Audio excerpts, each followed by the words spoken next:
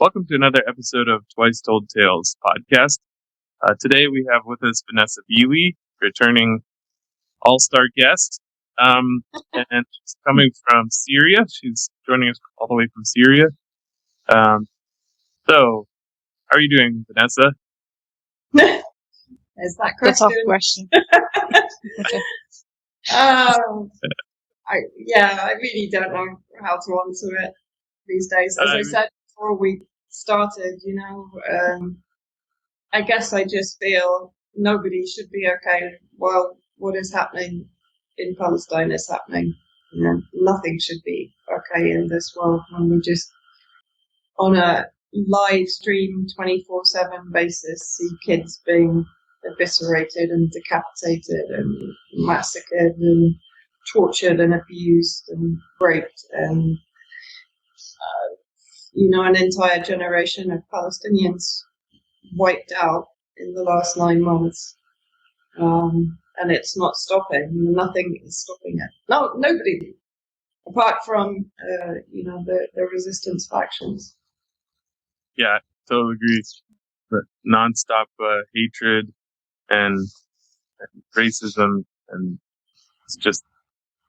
it's unbelievable that this can happen in broad daylight after years and years of indoctrination about not allowing these things to happen by the very people who've been indoctrinating us to prevent these things. So there was a video yesterday actually which I found really shocking, and somebody tweeted out if the Zionists don't want to be compared to Nazis, they should stop behaving like Nazis. And there was this video of the death of a boy that was literally dying from malnutrition, and that kind of skeletal, twisted little body. It's like all the images that have haunted all of us about the Nazi recriminations, not only against Jews, but also against Romanies, against communists, against, as part of their entire ethno-supremacist pogroms. But we're seeing exactly the same thing again. But the extraordinary thing is we're just not getting the same reaction. Why? Because the media is not being instructed, of course, really, I think Floyd in the US got more sympathy over a period of time than the Gazans have had, honestly. Yeah. Because the media, because whenever the media steps in and actually amplifies something, then people's empathy is triggered. But, yes, there have been protests. But it's not stopping. This is the point. I think bringing up the Black Lives Matter is interesting because what on the executive level of the media, why did they decide to push that so hard?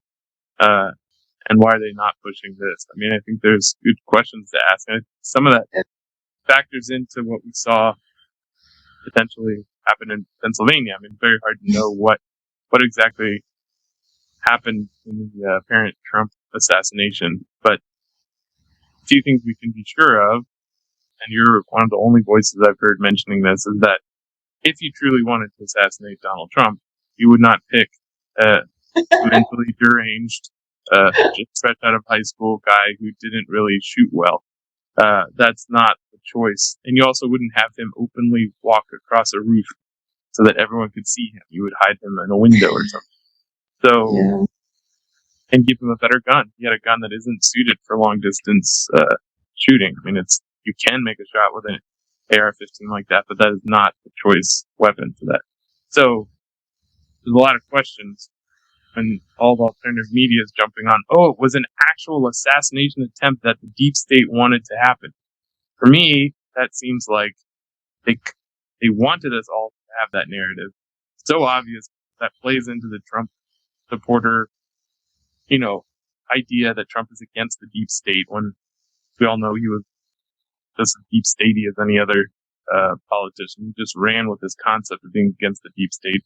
And now we're all supposed to believe that there's a deep state assassination. It's very easy to see that we should believe that. But then if you think of it rationally, you come to the conclusion that maybe it was supposed to seem like that. And maybe is it supposed to be a way of boosting Trump, giving him like the blessings from God, being like an anointed horseman of the apocalypse coming in to launch a huge, massive war.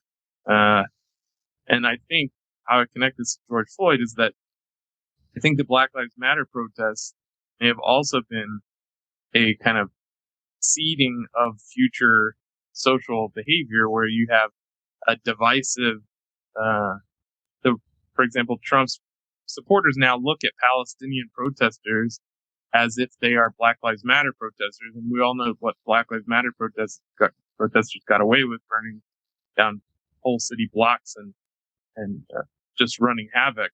And so there is no way for a Trump supporter to look at the Palestinian protests and say, oh, well, they're also fighting for America first. They're also saying we should get rid of, Israeli occupation of American politics and stop funding genocide and focus on America.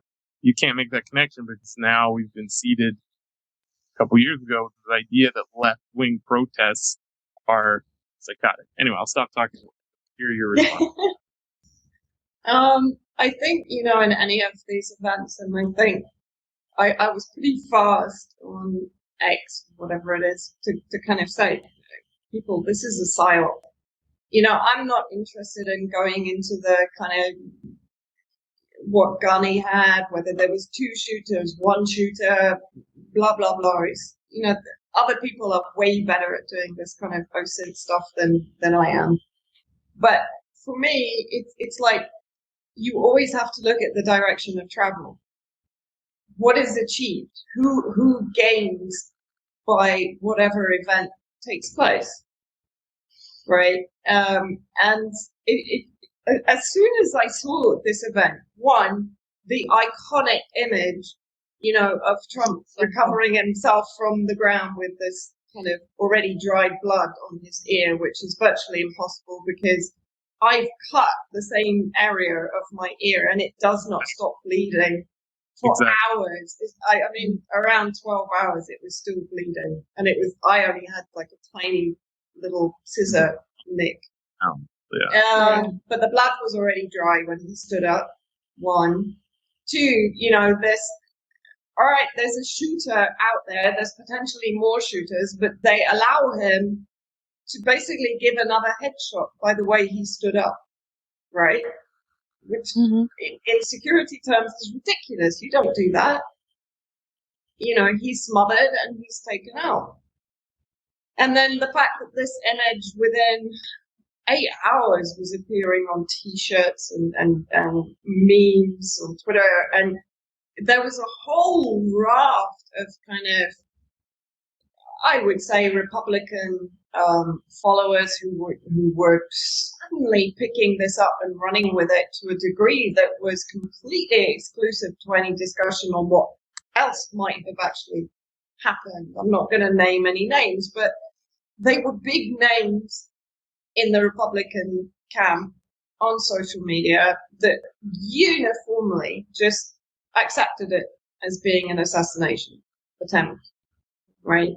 Then you started to get, as you rightly said, this kind of, what was it, Megyn Kelly kind of saying, did you see the time and date that Trump was almost assassinated? This is according to Psalm XYZ. I am not a theologian, and I'm not going to get involved into that either.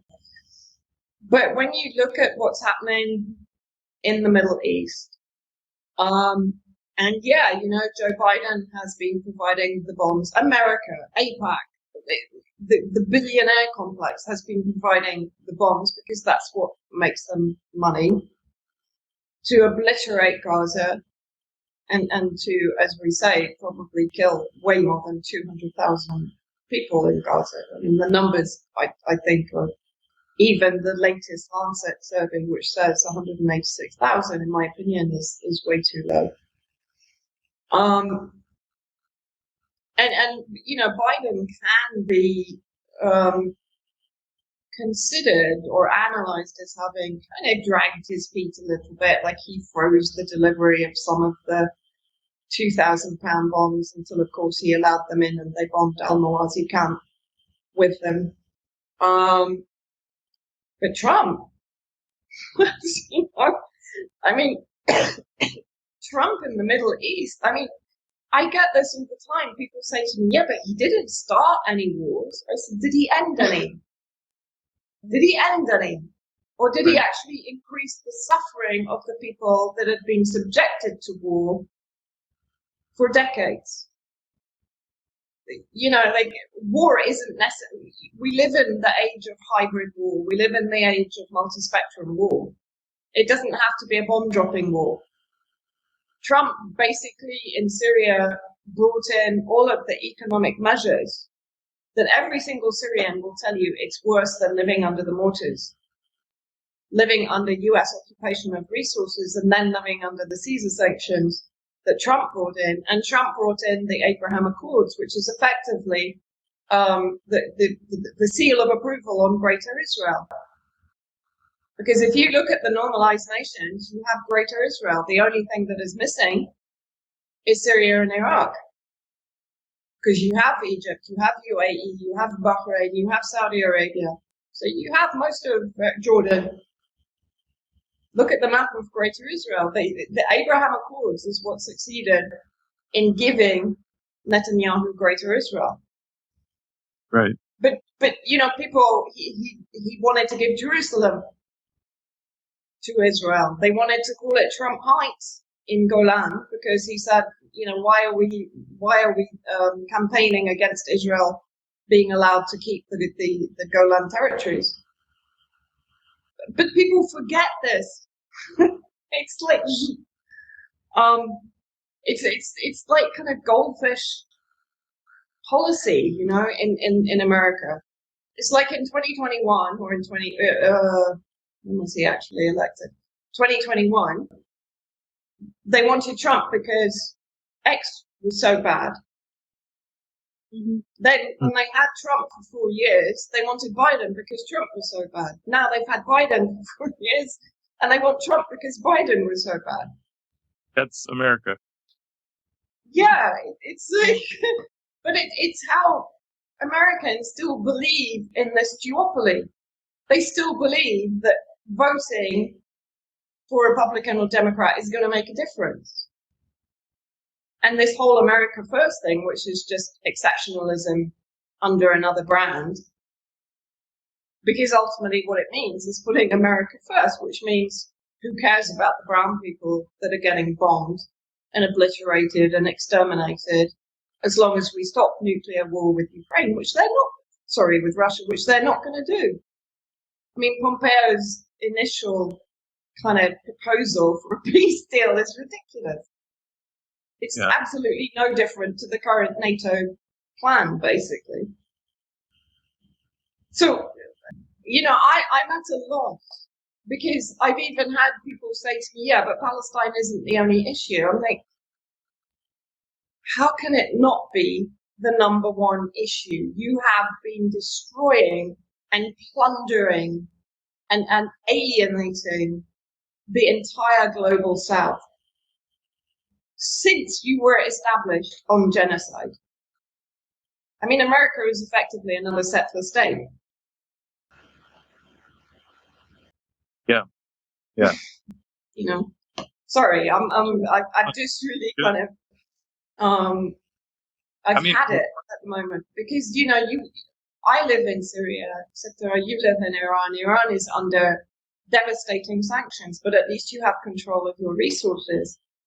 You know, Syria doesn't have control of anything. It's oil, yeah. You know, it's crippling. We're back to 24, 48-hour queues for fuel here. The prices are insane. The roads are empty. But, you know, this is irrelevant to people in America, basically. That's the message that I'm getting from the majority of people that are trying to debate with me about, you know, whether they should vote for Trump or Biden. Mm-hmm. Yeah. You're voting for the billionaire class. You're voting for the predator class. And that predator class is not going to care about Americans any more than it cares about brown people in Syria or in Palestine or in Iran or in Venezuela, in any country that stands in its way of taking control of the world resources. Yeah, exactly. And it's not even benefiting the Americans either. Like the U.S. population is also, I mean, it's in a very, very different scale, but the U.S. population is also suffering from those policies because we always hear that taxpayers' money is being spent on the war in Ukraine and on supporting and funding in Israel, while people in the U.S., especially over the past few years, are suffering from economic issues, the terrible healthcare system that exists there. So I wanted to ask you, like he said, I mean, Trump has done a lot of terrible things as just being as part of the same war machine that the U.S. is. Not that he's the sole decision maker in those things, but Iranians know him for responsible for the assassination of General Soleimani and Abu Mahdi al-Mohandes, but also terrible sanctions. Like, I mean, we have always been under sanctions by the U.S., but Trump was the one who withdrew from the deal, and then there were more severe sanctions on Iran. But what's something kind of interesting for me is, after the so-called assassination attempt, is that even people from the so-called left or independent journalists they're not talking about it as being the deepest state, but they're talking about lone wolf, like shooter who just thought it's cool to approve his shooting skills by targeting Trump. But I mean, it's really amazing. Like, do you really leave no space for any doubts? Because there are so many things that don't make sense and they don't add up. What do you think is happening there? Like, why are we seeing independent journalists who are very good on a lot of other issues not understanding this or not wanting to talk about it? It is very weird. I mean, it is it seems to be like a kind of almost a mass gatekeeping. And what's kind of interesting is what I would term as, the Republican followers are the first ones to call out a conspiracy, like whether it's Sandy Hook, because I mean, Alex Jones. Again, I'm not quite sure how much I believe in his entire court case and so on, because that also struck me as being very theatrical.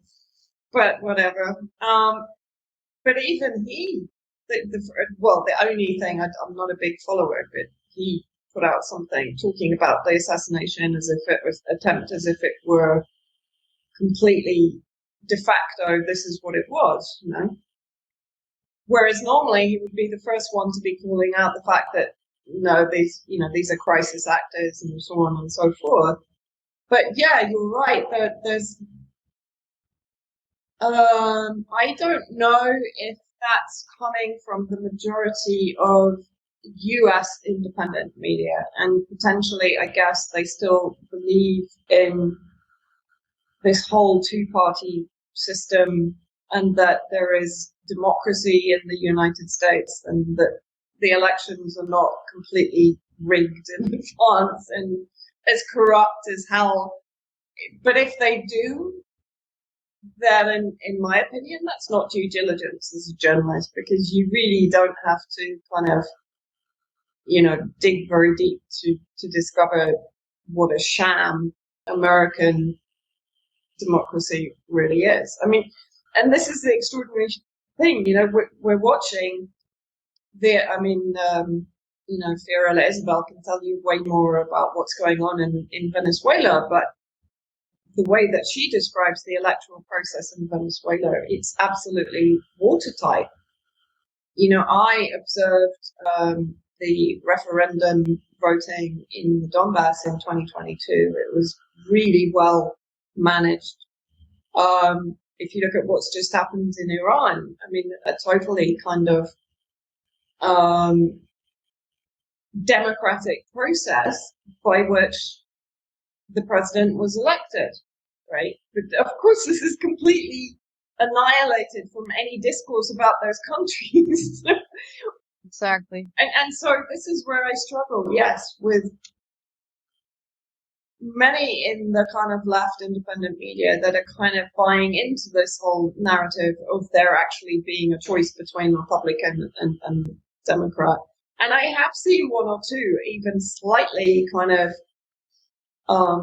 distorting Trump's record, which I don't know. I mean, it's kind of, these days I do quite often just sit and scratch my head and I just go, I don't understand how people can't see what is going on.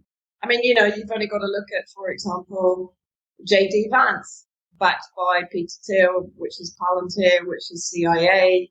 In his first speech, he's talking about punching Iran and punching hard. Trump has always been the one that had Iran and China in the crosshairs. Yeah, that's true. I think, you were saying whether it's media, your alternative media, or being obsessed with the party system, or what their problem is. I think it just takes like this general skepticism of all these kind of like theatrical like events that cause political change. In like, if you just look at, 7/7, 9/11. They're all just these multi-layered events where they have a training exercise that's exploited by another actor that makes it worse than it was originally supposed to be. And then it's so easy to envision a situation in which this kid was just, they knew what he was planning. Yes, he was a lone wolf. But then they then said, okay, we're going to just secretly help this guy. Or maybe some guy reached out to him and said, hey, I can help you with this. And then they always blame it on like intelligence failures or security failures. Whenever you hear that excuse, you should be very suspicious, because they don't have those things. Like, if you look at other times when there was a gun brought to a Trump rally and or a security threat at a Trump rally, and watch how fast they take Trump off the stage in those videos of past events. And it's like, there's that is a total lie when they say security failures or intelligence failures. That means they're trying to cover up a multi-layered event where one group of the actors during that event thought they were doing one thing. They're actually being allowed to do that by another group. And that just seems so clear to me. But I think a lot of people don't realize how those events can be structured, and like the sleight of hand that is used to deceive people and make it so. Because if you try and explain this theory to someone, the first thing they're going to say is, oh, so you think like the Secret Service shot those people in the crowd? No, I don't think that. I think the kid shot them, but they let him do it. And they figured out a way to do it in a way in which Trump wasn't threatened. Like when he left his rifle behind the day before, so it wouldn't have to go through security. He apparently stashed it behind the air conditioner there near the building. They didn't find the rifle, which they probably would have otherwise. They probably altered the sight on it. They probably put 223 rounds in it instead of 556, which is a slower round, and it wouldn't have threatened the president at all, and it would have shot people in the crowd instead. So it's very easy to explain how those people would have been shot without having anyone doing it other than the shooter. So, but then the question is, who benefits from that? Why would they go to those extents? And I think, like, I think it was yesterday or the day before, Kamala Harris had a meeting with Netanyahu, and she she floated the idea of a ceasefire, and Netanyahu shot her down immediately.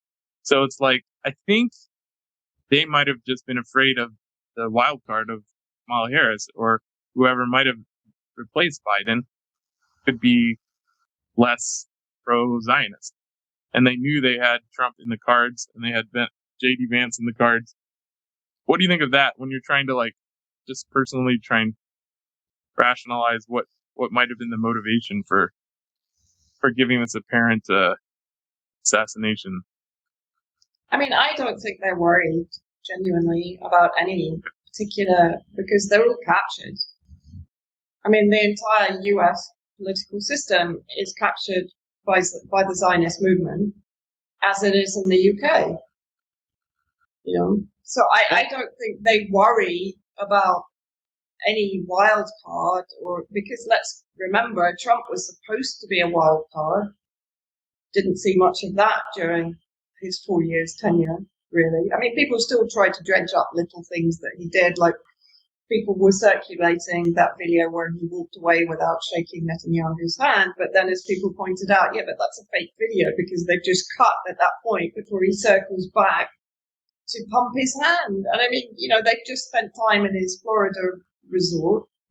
But whatever, optics that Kamala Harris is right now trying to put forward, because she's kind of coming in and throwing her hands up in her about, the genocide in Gaza and so on. None of this is real.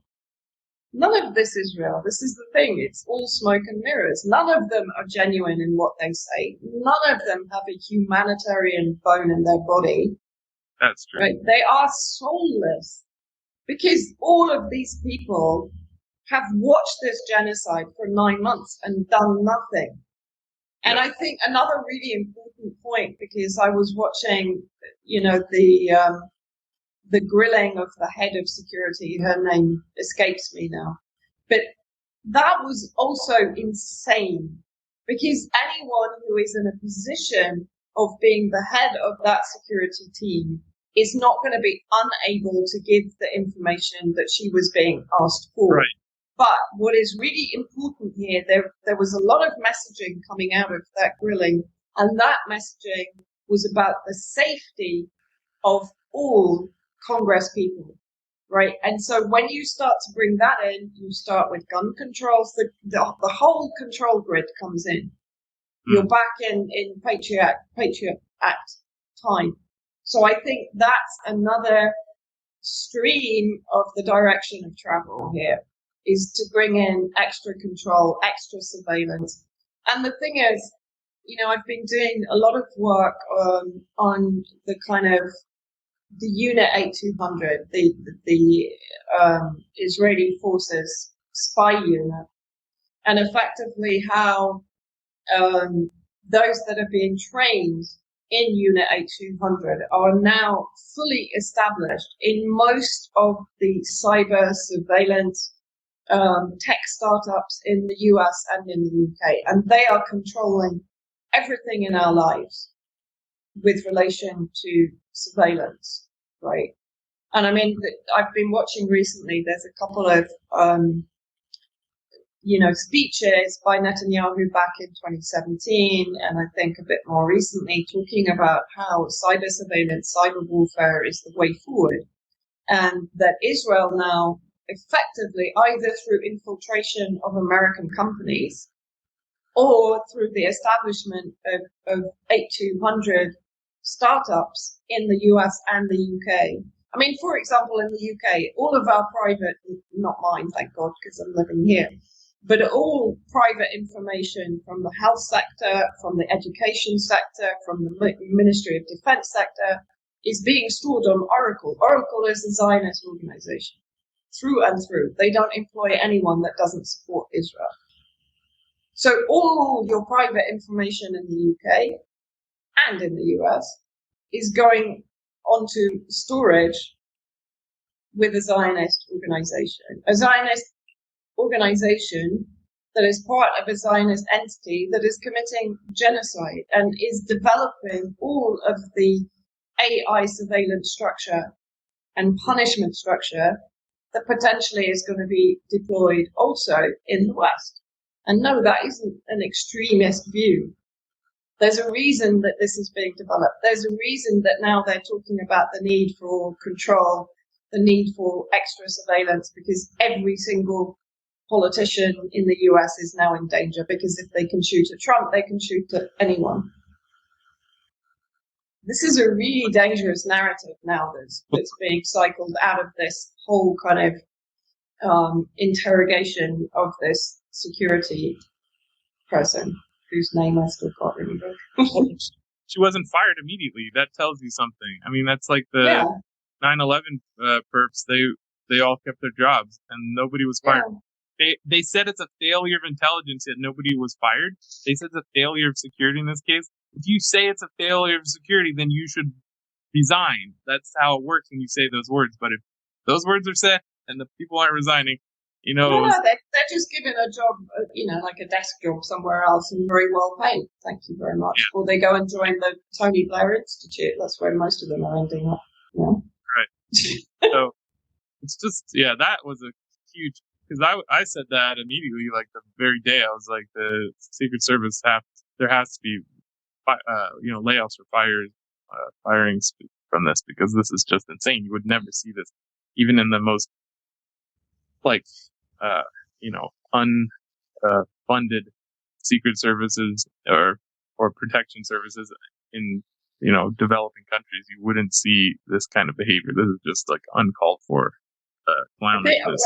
I'm pretty sure they got a bonus because, Trump was elevated to kind of godlike status in about 24 hours. Right. The messaging that was going out, God saved Trump.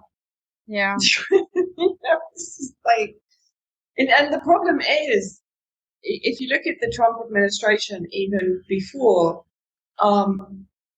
it's jam-packed with Christian Zionists. And if we're going to go down the theology route, then we know that the expansionist Zionists that are led by Netanyahu, if Netanyahu was, this is what I keep saying to people also, forget about Netanyahu. He's being kind of promoted as the one in charge, promoted as the one whose fault this all is. But you remove the head from the snake, another one's going to come back, and another one, and another one, and another one. Because they all think the same. 80% of the population, and that's conservative, in occupied Palestine, agree with the extermination of Palestinians. Right. And this ideology has existed since 1917, since the Zionist movement was established back in the late 1890s. No different. And no different to the Nazi ideology either. They're all ethno-supremacist. But it's the use of this belief that, one, the state of Israel should exist before the second coming, which is not correct according to to Judaism. But then this idea that they've got to create Armageddon in order for the second coming of Christ, right? And people might dismiss this. The reality is that Trump's administration, including Mike Pompeo, is jam-packed full of Christian Zionists who genuinely believe in this. It can't be ignored. There was a the whole Temple Mount movement and so on. Sorry, I keep. Yeah, the Messianic movement is very worrying in this, because they want an apocalyptic war. There was an article a couple days ago where Trump was commenting about how the Israelis have such terrible PR because they keep allowing these Jews in their traditional hats to be seen holding Palestinian flags. He was like, that's unbelievable PR. Like, he doesn't understand even the complexities of anti-Zionist Judaism. He doesn't understand that exists. A very, very small number of Jews, but especially within the occupied territories. But so it's politically insignificant. But he doesn't understand why they exist. He thought that it was just like it's like an aberration that the press was reporting these pictures. So I think you're right. I think they just there is a lack of information. But I think one thing, it might not be that the apparent assassination of Trump was supposed to just anoint him and then provide him like political capital over his opponent, but he represents a divisive character for American politics, whereas the liberals don't do that quite as much. And actually, if we had a liberal, like one of the quote unquote liberal Democrat, whatever candidates come in party, there may be more cohesion between right and left individuals in America. But if you have Trump in there, again, you do have a major social divide, which helps you control the people. And a lot of these things you're talking about with Oracle ownership, there's this there's this agenda that operates behind away from the awareness of a lot of American people. Like I just was reminded today that the textbooks of most of the children in America in elementary school, McGraw-Hill, was owned by Robert Maxwell, like a Mossad, one of the most famous Mossad agents in the history of Israel. It was majority share owned by him. So it's like you have Mossad owning the school books for children in America. Like, what do you think they're doing with that? That's not innocent. That wasn't an investment. That was for money, that was an investment for narrative. So there's a lot of narrative stuff happening that we're not aware of. Oh, absolutely. When you read in depth the kind of alternative narrative that has very much disappeared and always was disappeared. I mean, the British were disappearing, I think, even while Palestine was still under the occupation of the Ottomans. The British were preventing any Palestinians starting up newspapers or speaking about the Zionist movement pre-1917. So the entire Palestinian narratives were being completely disappeared from the beginning. Pre-1917, they were being erased and they were not being given a voice. So, and people have to really go and search for those narratives. That's the problem. Whereas, as you say, when you've got this massive, complex information, mind manipulation complex that is basically the Zionist movement, I mean, they are behind the creation of the term Islamist or Islamic extremist. That was all started by the Zionist movement. But I like to use the term Jewish extremists because it makes people think of they were extremists. They were terrorists. Yeah. They were the original terrorists. Ergen and Stern gangs, before they kind of morphed into being Haganah, the so-called defense forces, the occupation forces, they were terrorists. Yeah, they were terrorists. They were funded by the mafia in the US. Yeah. Came from. This is the point. And none of them are from the region. None of them. Most of them are from Ukraine and Slovakia and all over Eastern Europe, mostly. Because, of course, the Jabotinsky movement, which is Netanyahu and a series of Zionist leaders, Jabotinsky was in Ukraine. And he collaborated with Simon Petlura, the first president of the Republic of Ukraine. And Petlura was, an out-and-out Nazi who'd carried out pogroms against Jews and communists and Russians and, And yet for Jabotinsky and Petlura, it was fine to collaborate against Russia at that point. Kind of like but now, right? Yeah. But this is the point, it's I also, we did it. You should actually have Professor David Miller on because he's extraordinary. His knowledge of what the Zionist movement has achieved is very good on that. We have had him before for topic on Zionism, but it's a good idea to have him. Refresh because he's constantly kind of building on his information as well, and it's I just find him fascinating on this because they've had their hand in everything. Fascism, anti-fascism, racism, everything. They've infiltrated everything. The Antifa movement, Tommy Robinson in the UK. All of it is being influenced by the Zionist movement to divide and conquer because that's what they've always done. Look at the clean break doctrine. That's exactly what they were talking about. Dividing the Middle East up into manageable statelets that would collaborate with and be compassionate to the Zionist cause. Yeah. Well, and here we are today, I guess, in the same mess. It just seems to be like the Zionist project just seems to be banging its head against a wall because it doesn't seem like they have any clear path to victory, and they just have to continue to figure out how to manipulate larger powers to do their wars for them.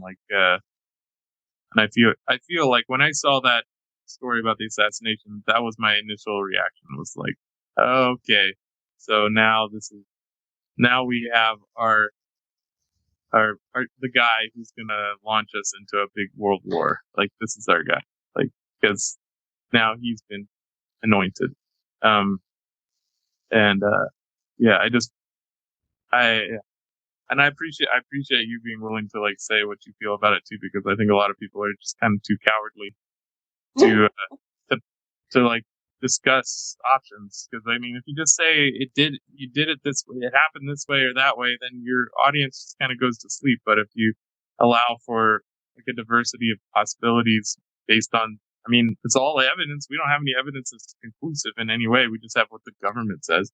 So yeah, it's good to kind of suss out where the power flows, like you said, like where who benefits. Direction of travel. Who benefits the court?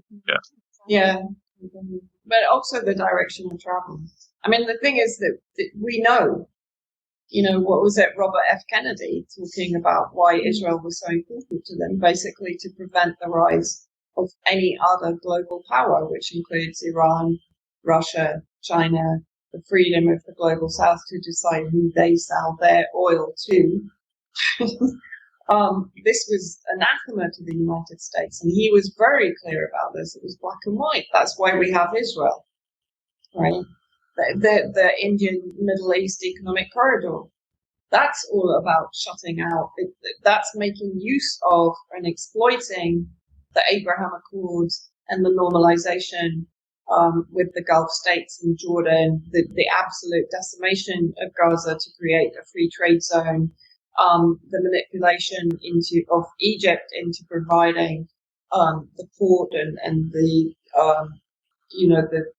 logistics to take products from Mumbai through the Gulf states into occupied territories, through Gaza to El Arish, and then to Europe. Well, this is in direct confrontation, of course, with the Belt and Road Initiative, with various Iranian, Russian, Iraqi projects that are ongoing, but of course have been absolutely sabotaged, particularly by the war against Syria.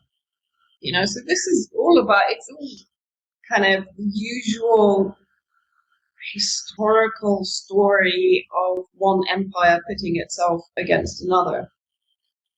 And the problem, and this is where sometimes I just kind of despair. I just think, is this ever going to change? Like, are we ever going to stop doing this? It's an endless cycle, One empire comes to prominence for a couple of 100 years, then it starts to lose its power and so on, and then another empire arises, and that's the one that kind of kicks it off the pedestal, and then you go through that same cycle again. Or at least experience that happening. I'm not sure anymore with all the ownership in non-state actors' hands. Like, it's mostly private. Most of the wealth's privately owned, so we may just have the appearance of transitioning, but we're actually just still owned by the same oligarchy class, no matter what. Yeah, I mean, that's also another layer, is the whole transnational oligarchy predator class that, of course, are pulling the strings behind many of the decisions that are ongoing. But I think, and there's a lot of things that China is doing that I find highly questionable. The theft of oil from Yemen, the supply of weapons to Israel, which, okay, this can be happening through Chinese companies, not necessarily through the Chinese state. Yeah. But for me, that's just the same as kind of using NGOs to achieve plausible deniability, which is what the West has historically always done, to infiltrate and capture target nations and plunder their resources. I'm not saying China does it in quite the same way as the West. They do invest in infrastructure. But what China has been doing in Yemen is criminal, actually. Can you describe that? Well, I mean, basically, since the war against Yemen began in 2015, China has been taking Yemeni oil and paying the Saudi-backed Mansour Hadi government based in Aden in the south. So depriving the National Salvation Government of income, the constitutionally elected Yemeni government, rather than the Western Saudi, Israeli, UAE, Qatari-backed Hadi that had already resigned from his presidency before he fled to Saudi Arabia and demanded that they bomb his own people. But China is basically docking in the southern ports, which are under the control of Al-Qaeda, and the money that China is paying for the oil is going to Saudi Arabia. Does Ansar Allah not targeting any of those facilities? It seems like. Oh, yeah, no, they have. Okay. Yeah, they have. And they've threatened, it's on record that they've threatened China not to continue doing that. So, I think people do look at everything looking for this kind of rose-tinted glasses future. And I think that's sort of foolish, because I think we have to look at the fact that all of these countries, Russia, China, are blossoming empires, let's say, right? And so they're going to be looking at their own national interests first and foremost. China will trade with anyone, provided it's of benefit to China. It recently had this so-called peace brokering exercise with all of the Palestinian factions. But I don't know. I haven't totally wrapped my head around that, but I'm not entirely comfortable with it. I don't know how you feel about that, Sophia, but I haven't gone into it enough, but I just have because there were, I think it was, I can't remember which faction put out a statement saying that the final document was inaccurate because they had actually demanded that the PLO refuse to recognize the state of Israel, and that wasn't included in the document that was released. So, I don't know.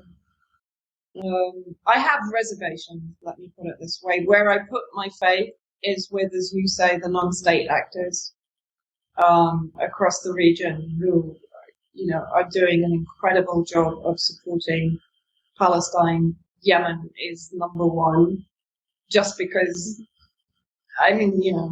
they're extraordinary people. I think I'll retire to Yemen. Hezbollah, Syrian territory is being used by all resistance factions to launch attacks, and we're still getting bombed by Israel for that reason. I mean, Syria is the land bridge. Syria is the bridge between Iran and the Palestinian resistance. And we are still here in Syria supplying weapons to the Palestinian resistance as well. We're providing launch pads for Hezbollah, for Islamic resistance in Iraq. Of course, there are other factions also now moving forward in case Lebanon comes under attack. And you mentioned, I think it was yesterday, wasn't it, Majd al-Shams was attacked in the occupied Golan territories. Allegedly, it was reported to have been attacked by Hezbollah. Hezbollah has put out a absolutely categorical denial. And the funeral goers today kicked, what's his name? I call him Beelzebub, and I can never remember his real name. Smotrich, the finance minister. I knew I would do this. Anyway, they kicked him out of the funeral because, it's obvious this was basically an Iron Dome interceptor missile. Yeah. Well, and they're trying to take, Israelis are trying to claim those as their own when they're just another occupied people who they exert political force over. I've been to the Golan and they fly Syrian flags there. They don't fly Israeli flags. So it's obvious that they're unhappy with their political situation. And they speak Arabic and Syrian Arabic. Yeah. It's just well, Mashta al-Shams, if you come to the Syrian side, the village was actually cut in two by the occupation.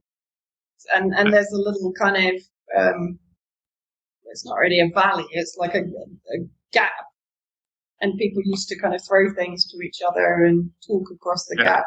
It's crazy. There's a huge Syrian flag on the Israeli-controlled side, the Israeli occupied side, and it's so the other side can see it. So it's really, yeah. So it's obvious this is just another occupied people who Israel is willing to kill, and then in the Western media they try and take ownership of those, like these are Israelis who were killed by Hezbollah, and it's sick. So I'm glad that they didn't allow any Israeli politicians in there. But they were trying to make it sound like it should be a pretext for the U.S. to help launch a war against Hezbollah. That's what it looked like to me. Yeah, I mean, it was to a degree a false flag, but I mean, it didn't fly very well. And, I keep saying that the Israelis have been threatening to invade Lebanon since October the 7th. And okay, right now the rhetoric is getting a little bit more bombastic. But it's going to be suicide. They can't manage the war in Gaza. The only thing they can do, of course, is to bomb innocent civilians, women, children, elderly, disabled, Down syndrome, deaf people, vulnerable people. And, a war in Lebanon would look very similar because they're not going to engage on the ground with Hezbollah because they know that will be a disaster. So the likelihood is, I don't see it escalating to kind of an all-out blitzkrieg war, but I do see it continuing to edge towards escalation. And ultimately, of course, what will they do? They will target infrastructure. They will try to put pressure on Hezbollah by perhaps targeting closer to Beirut or in areas where they know there is opposition to Hezbollah, for example. Because, Lebanon has been heavily divided. And that's sort of their, forgive the pun, that's kind of their trump card. Is this, if they can trigger some kind of popular uprising against Hezbollah inside Lebanon, and we know that they've been moving troops, NATO troops basically, into Tripoli in the north from Cyprus under the pretext of being able to evacuate citizens from Lebanon if it does kick off with Israel. But the reality is, of course, these are special forces that are now embedded in Tripoli. They've been working from an intelligence perspective inside Tripoli so I was speaking to Radwan Mortada the other day, a journalist who's there, and he said, basically one half is okay. They're pretty solid. But then the rest are pretty much ISIS and Al-Qaeda that came in from Syria. So, of course, they've been infiltrated by particularly British intelligence. Yeah. So it's complex. It is very complex. And that's what, in my opinion, Iran and Hezbollah and Syria are all trying to manage, trying to prevent this absolute, which is going to be devastating, escalation. And that's why now Syria, for example, the Syrian Arab Army is trying to finally finish ISIS in the central desert area. They're negotiating with Iraq and Russia to normalize relations with Turkey. Russia and Turkey restarted the patrols of the M4 in the northwest because the army is preparing to move north and to basically take the M4 under their control so they have the access from Aleppo to Latakia. So to me, it looks like Syria is preparing for some kind of escalation. They're removing the threats internally that would be difficult to deal with if a confrontation with Israel does expand. So, there's a lot of maneuvering going on the ground that does suggest there is going to be an expansion of the conflict, but I don't think you're going to see a kind of a World War III scenario. I think we have a lower kinetic type of war now. Like a 2006 style engagement. It happened in 2006 with the Israel-Lebanon war. I think there's a big difference now. Because you've got, they're not only going to be dealing with Hezbollah, they're going to be dealing with the other resistant factions in Lebanon, they're going to be dealing with Iran, they're going to be dealing with all of the factions in Iraq, in Syria, in Yemen. There's Afghani troops that it was being reported they're already in Syria, but they're not. But they're prepared to head off immediately if Lebanon is attacked. There's also factions inside the Gulf states that nobody's really talking about, but they're there. Right. So because the regimes have one policy, but the people generally are against that policy, because even though they're not fans particularly of Iran or of Hamas or anything like that, but they are against normalization with Israel. So it's, yeah. So you think Hezbollah will have more troops on their side and more support if there is an all-out war? Yeah, absolutely. Totally. I think the entire resistance axis would then be true. involved.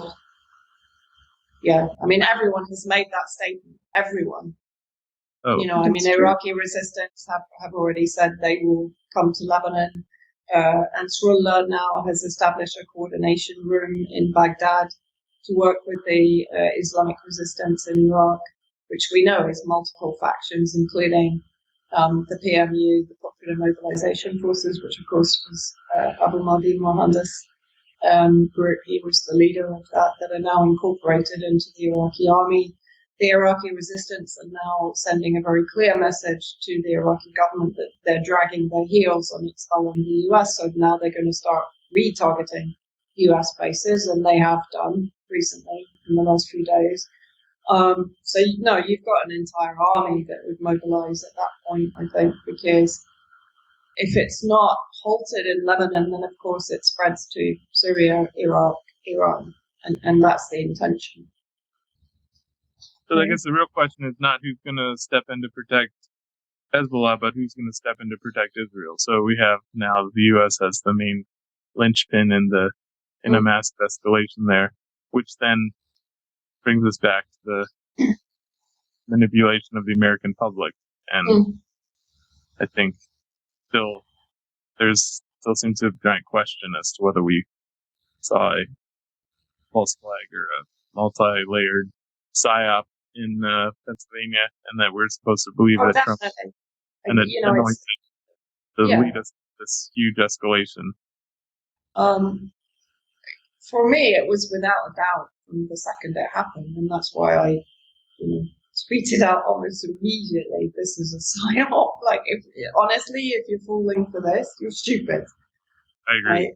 Right? And I mean, I just got kind of absolutely shot down, and in fact, because UK column that I do news with, they received quite a few emails going, oh, so UK column thinks it's a psyop. And Mike called me up, he said, oh, it was you. I said, like, yeah, because it's so, it's so obvious to me. So obvious. Why this happened. Like, the details aren't, but, like I said, you can come up with very good explanations for it, but it's like, you have to be just totally blind or have some kind of trauma to not be willing to accept that this is just manipulation based on what we saw. I don't have any. Well, and we've been manipulated for so many years, and I just can't quite believe that people still haven't learned to take a step back, take a deep breath, and think it through a little bit. before reacting.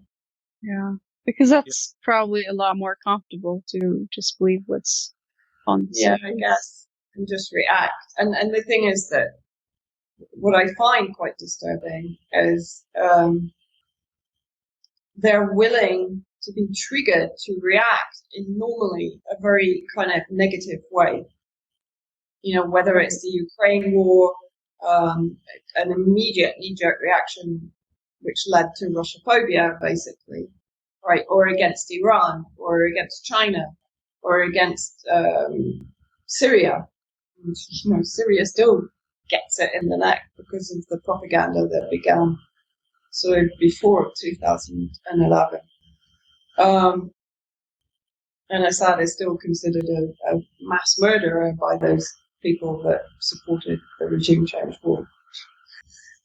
So it's very difficult to change minds once that manipulation has come into play. That's the problem. Same with the COVID project.